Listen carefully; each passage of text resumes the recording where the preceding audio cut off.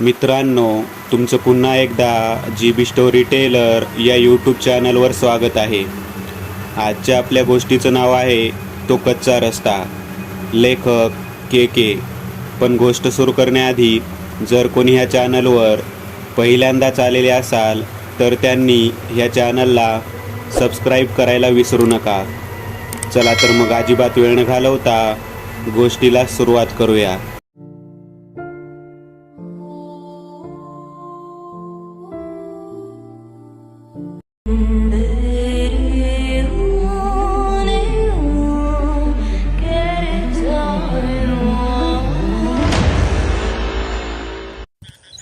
दादा, जास्त नका पिऊ, गाडी चालवायची आहे, पक्या राजनला म्हणाला. पक्या, बापाला नको शिकू. दारूचा दुसरा पॅक संपवून टेबलवर ग्लास आपटत राजन मुजोरपणे पक्याला म्हणाला, चल मी निघालोय. खुर्चीवरून राजन उठला. राजन एक ट्रक चालक होता. त्याचं काम होतं मालक सांगेल त्या गोडाऊनला माल पोहोचवणं. राजापूरवरून त्याला पुण्याला यायचं होतं. हा मार्ग मात्र त्याच्यासाठी नवीन होता. राजापूरला माल उतरवून तो गोडाऊनच्या वॉचमन पक्याबरोबर प्यायला बसला होता. तसा राजन रोजचाच पिणारा होता. त्यामुळे 2 पॅक म्हणजे त्याच्यासाठी काहीच नव्हते.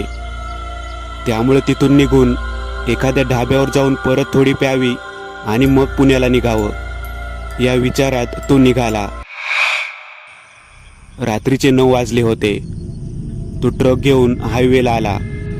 40च्या स्पीडवर ट्रक ठेवून तो रस्त्याच्या बाजूला एखादा ढाबा किंवा दारूचं दुकान दिसतंय का ते पाहू लागला. तितक्यात त्याची नजर रस्त्याच्या कडेला असलेल्या एका पान टपरीवर पडली. या टपरीवाल्याला विचारू, कुठं काही आहे का? त्याने ट्रक रस्त्याच्या कडेला घेतला आणि उतरून तो टपरीजवळ आला. भाऊ, इथं देशी दारू कुठं भेटेल? राजनने विचारलं. देशी दारू हायवेला तर नाही मिळणार दादा, पण इथून 2 मैलावर एक कच्चा रस्ता डाव्या बाजूला जातो. तिथून आतमध्ये 5 मैलावर एक दारूचा अड्डा आहे. ते चालू असतं 12पर्यंत. पण भाऊ, आता नका जाऊ त्या रस्त्याला, बेकार रस्ता आहे. रात्रीचं त्या रस्त्याला कोणी जात नाही, टपरीवाला म्हणाला. बर, धन्यवाद, राजन दुर्लक्ष करत म्हणाला. तसंही उद्या सुट्टी आहे, त्यामुळे थोडा लेट झाला पुण्याला पोहोचायला तरी चालतंय. राजनने ट्रक सुरू केला आणि तो निघाला. 2 मैलावर त्याला डावीकडे जाणारा तो कच्चा रस्ता दिसला.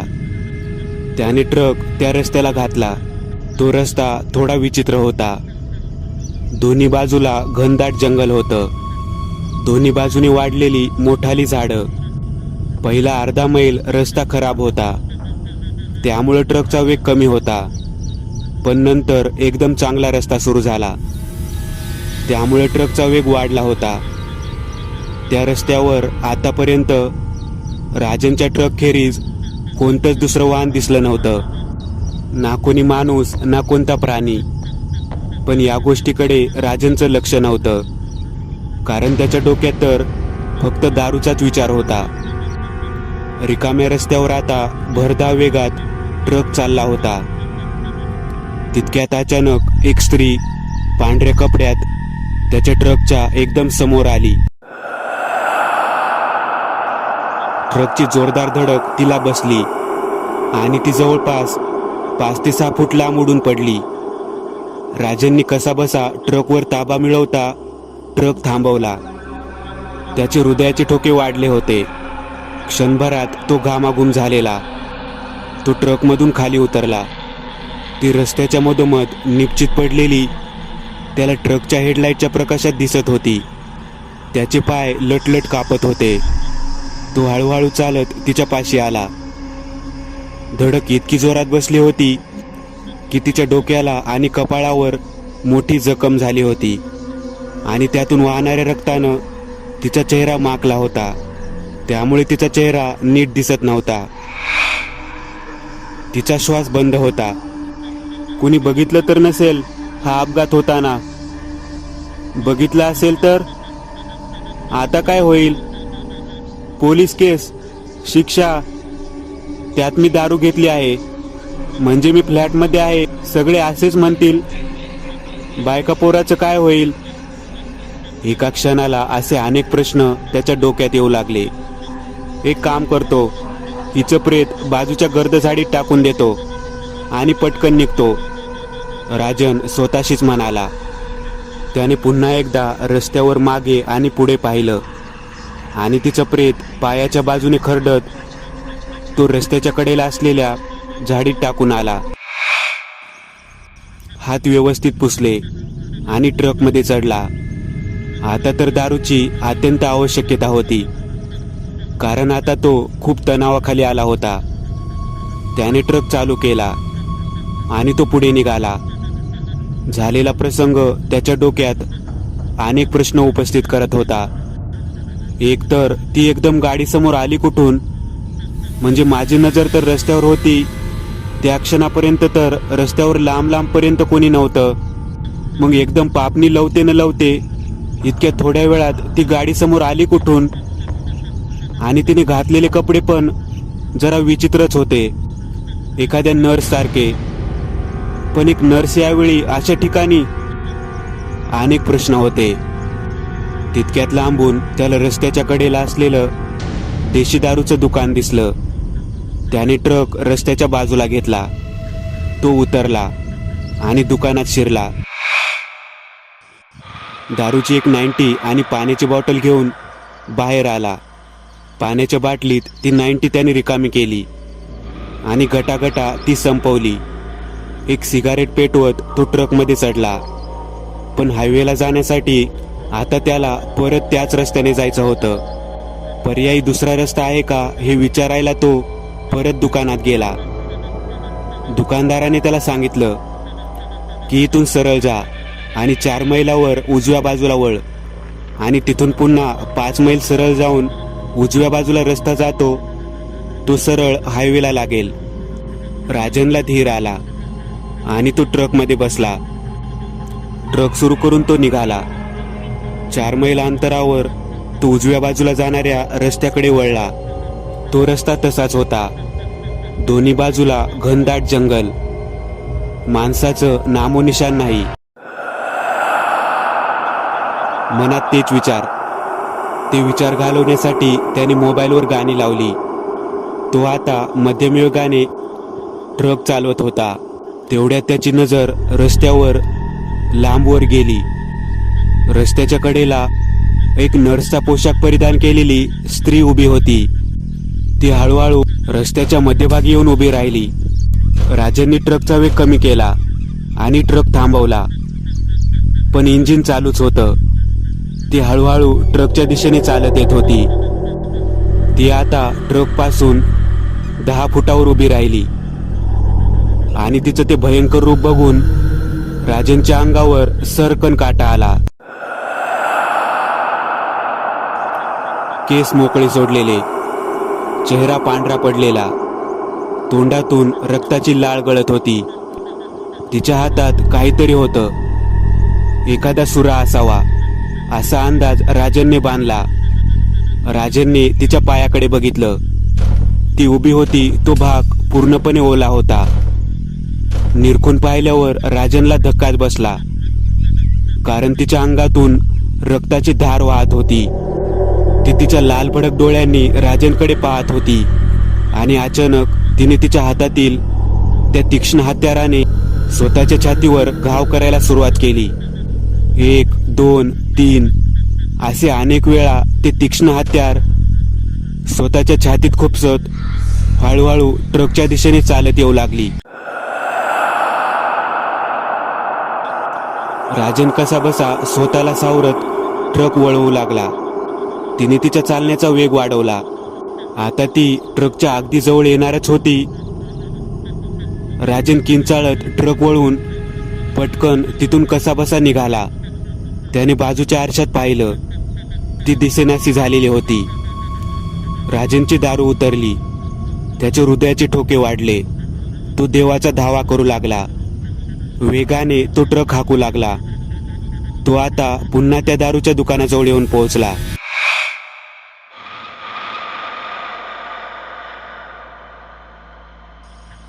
पण दुकान आज लवकरच बंद झालं होतं, त्यामुळं तिथं कोणी नव्हतं. राजनने घड्याळ बघितलं. 11 वाजले होते. बाहेर असलेल्या ओट्यावर राजन टेकला. खिशातून शेवटची असलेली सिगारेट काढून त्याने पेटवली आणि भकाभका तो दम मारू लागला. मी जिला उडवली तीच होती का ती? कारण हिने पण तिच्यासारखेच नर्सचे कपडे घातले होते.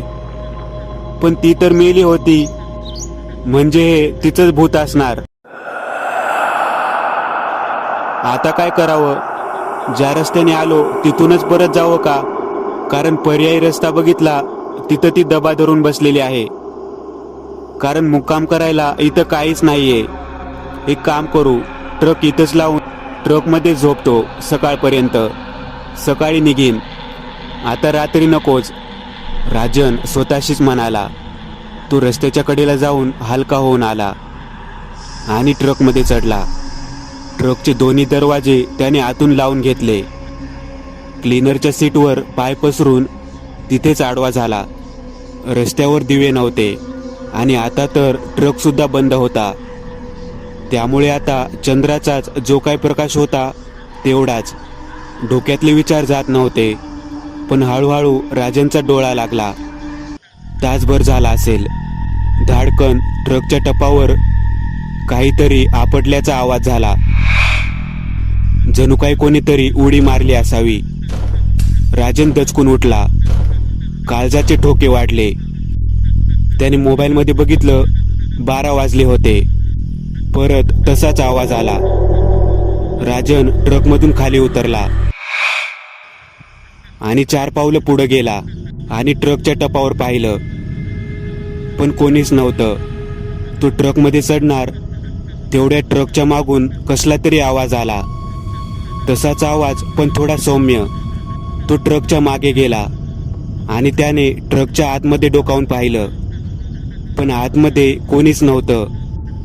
त्याने आजूबाजूला पाहिलं. तो परत स्टेअरिंगकडे येऊ लागला. तितक्यात त्याच्या कानावर एका स्त्रीच्या रडण्याचा आवाज पडला.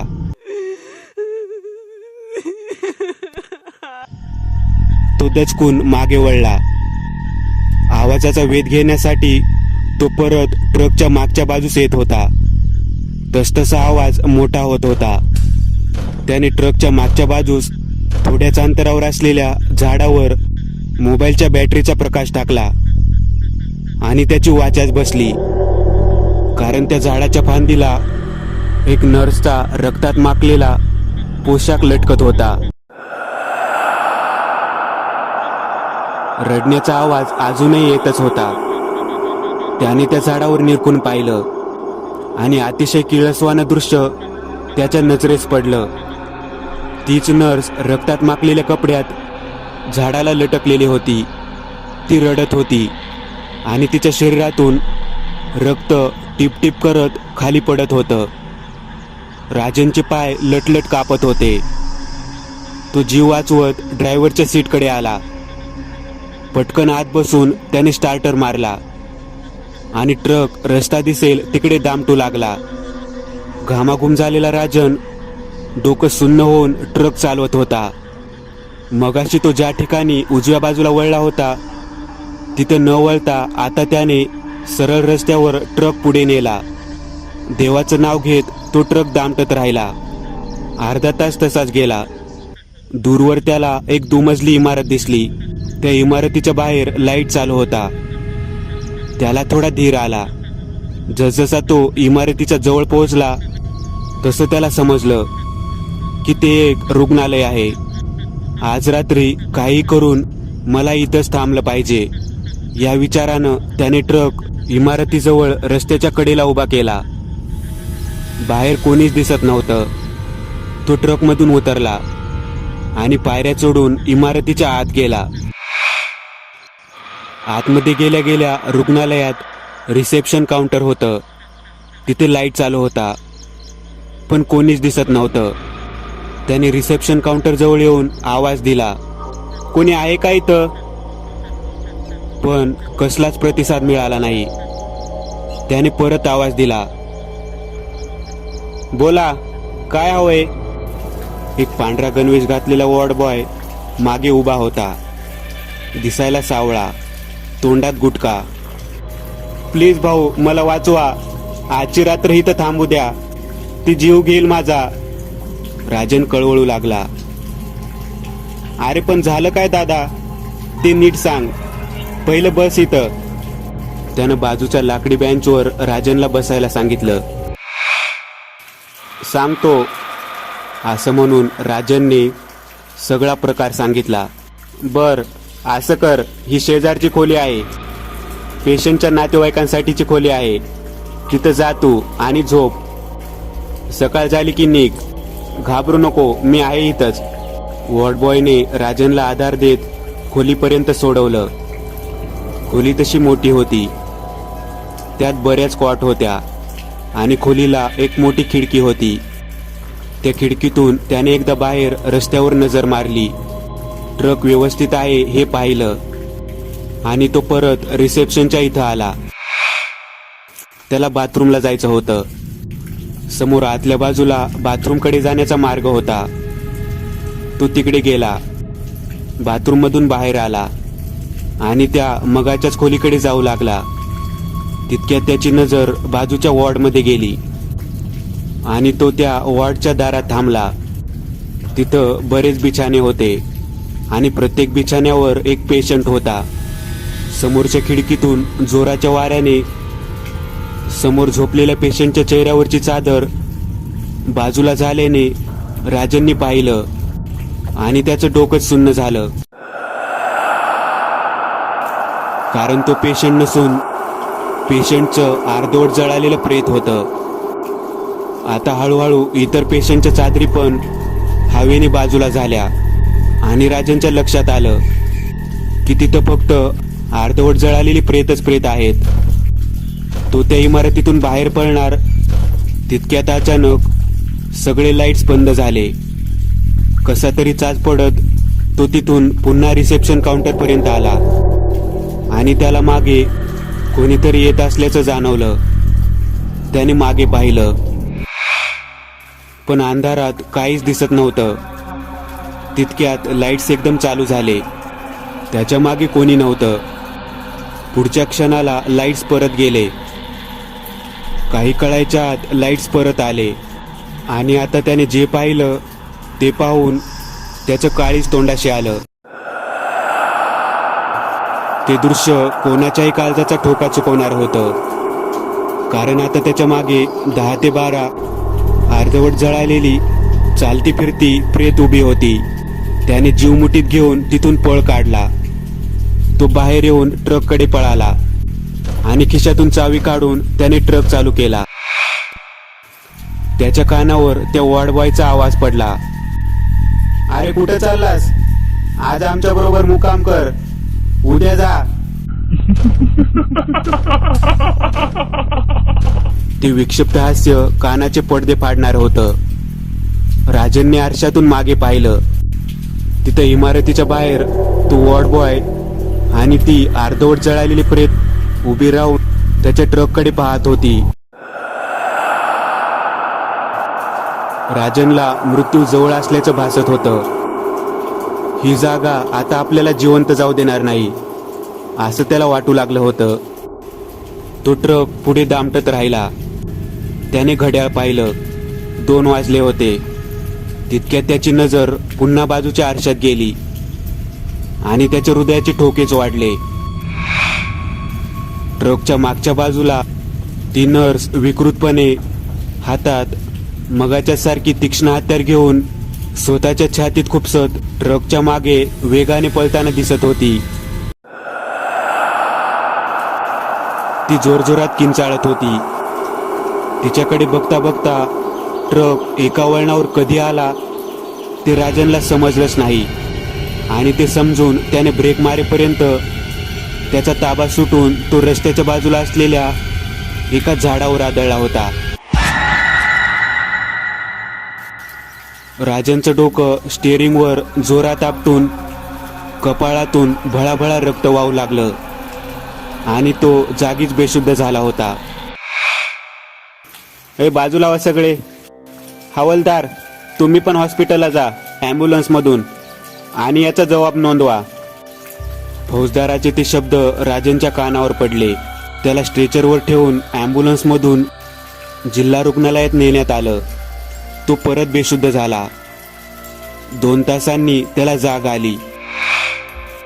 तेव्हा तो हॉस्पिटलमध्ये जनरल वॉर्डमध्ये होता. आजूबाजूला अनेक पेशंट दिसत होते. समोर हवालदार होता.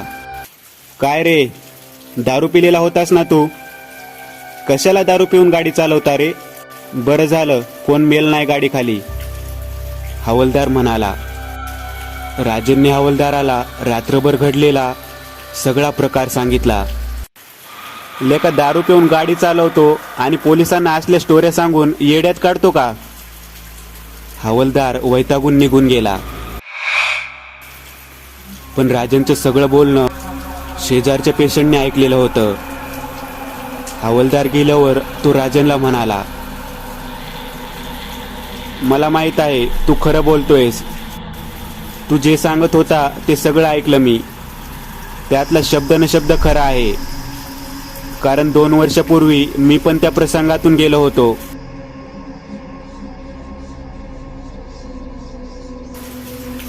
मी पण तेव्हा टेम्पो चालवायचो. नशीब बलवत्तर होतं म्हणून वाचलो, जसा तू वाचलास. पण ते सगळं नक्की होतं काय? राजनने विचारलं. 10 वर्षापूर्वीची गोष्ट असेल. त्या भागात एक नवीन रुग्णालय चालू झालं होतं. तिथं बाजूच्या गावातली एक मुलगी नर्स म्हणून तिथं रुजू झाली. तेव्हा रात्रीची एसटी चालू व्हायची होती. ती नर्स ड्युटी संपवून तिथून निघाली. वाटेत एका नराधमाने तिच्यावर अत्याचार केला आणि नंतर तिला ट्रक खाली चिरडून ठार मारलं. तो तिच्या प्रेताची विल्हेवाट लावत होता. त्यावेळी रुग्णालयाकडे जाणाऱ्या ॲम्ब्युलन्समधल्या काही लोकांनी पाहिलं. मग त्या ट्रकवाल्याने त्या ॲम्ब्युलन्सचा पाठलाग करत रुग्णालय गाठलं आणि रुग्णालयाला आग लावून दिली. सगळे पेशंट आणि एक वॉर्ड बॉय होरपळून मेले. तो कोण होता, कुठे गेला, कोणालाच कळलं नाही. केस पण बंद झाली. त्यामुळे आज पण रात्रीच्या वेळी तिथून कोणताही ट्रक टेम्पो जाताना दिसतो तेव्हा तिला वाटतं हा तोच गुन्हेगार. म्हणून मग हे असले प्रकार होतात. तू वाचलास कारण तू त्यांच्या हद्दीतून बाहेर पडला होतास. राजनला एक समजलं की जर काल रात्री दारूच्या पायी त्या रस्त्याला आलो नसतो तर हे काही घडलं नसतं. पण जीव वाचला हेच खूप होतं. मित्रांनो, आज पुरतं एवढंच. तुम्हाला जर काही गोष्ट आवडली असेल तर नक्की लाईक करा. तुमच्यापैकी बरेचसे जण व्हिडिओ लाईक न करताच पळून जातात. पण हा जर व्हिडिओ तुम्ही लाईक केला तर मला जरा बरं वाटेल आणि असेच भारी भारी व्हिडिओ बनवायची माझ्यात एनर्जी येईल. त्यामुळे नक्की लाईक करा. आणि अजूनही कोणी या चॅनलला सबस्क्राईब केलेलं नसाल तर लगेच सबस्क्राईब करून टाका. आणि बाजूची घंटी ती मात्र दाबायला विसरू नका. देवाची घंटी आहे ती. चला तर मग पुन्हा भेटूया अशीच एक आगळी वेगळी गोष्ट घेऊन पुढच्या भागात.